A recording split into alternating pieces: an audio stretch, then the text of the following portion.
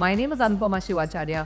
I'm a calisthenics master trainer, and today we're going to do a killer ab workout. All you need today is yourself and a yoga mat. We're going to start with an easy warm-up, proceed to the main workout, and then end with a relaxing cool down. Let's start the warm-up with some easy torso twists. Stand with your legs slightly wide, hands on your head, and from here, I want you to turn, twist, wide, feeling the movement here. Alright? So we're going to continue doing this for 30 seconds while feeling it on our oblique abs. Your oblique abs would be this, and continue doing it for 30 seconds. Keep in mind not to twist your entire body in this way. Have your hips stable and only twist your torso.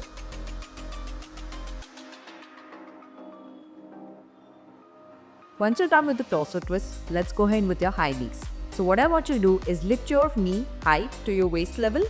What I don't want you to do is lift all the way to your chest, okay? Keep it at your hip level, and while you're doing this, feel it on your ab area. So crunch your ab area and continue doing this for 30 seconds. Let's go. You can even place your hands on your abs just to feel the movement.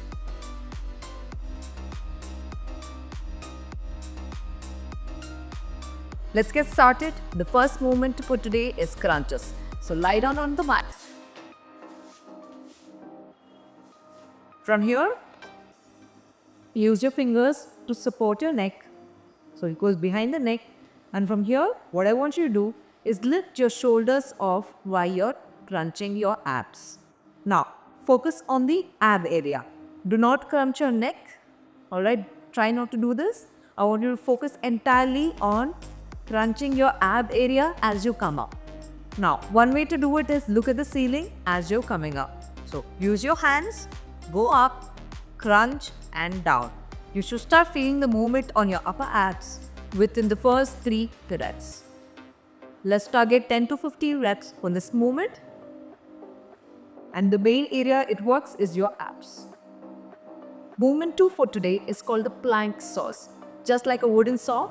So we are going to mimic this movement while you're in the plank. Start with an elbow plank. So get into an elbow plank. Keep your feet slightly move back.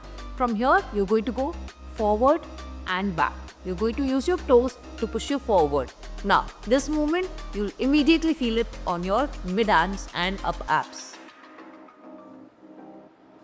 Now, one of the common mistakes that happens when you're doing the plank saws is lifting your hips up instead of taking it forward and back. So this is the mistake that might happen. So do not take your hips back and forth like this.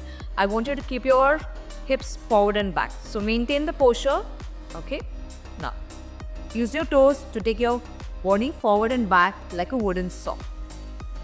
Once you get the form right, focus on doing the plank saws 10 to 15 reps. The third ab movement for today is the leg raises, which works on your lower abs. Let's get right into it. So lie down on your back. From here, what I want you to do is keep your legs up this way. This is your starting position. So 90 degrees, ensure your entire back is touching the floor. If possible, no need to force it. So start with your legs up. From here, hands to the side. Do not keep it under, ensure that you keep it on the side. From here, you're going to take your legs down to 45 degrees only. From here, I want you to consciously squeeze your lower ab portion and lift it up. Now, the mistake that can happen is that you just bring your legs up and down too fast. So do not do that. Focus on taking it down slowly with control to 45 degrees. From here, you can put your hands on your abs. Feel the squeeze as you lift. You might hear a slight tremble, that's okay. So we're going to do this movement for 5 to 10 reps.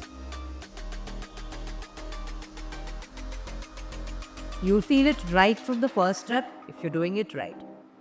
The last movement for today is called the Russian twist for your oblique abs. Now, we're going to start by sitting down on the floor this way.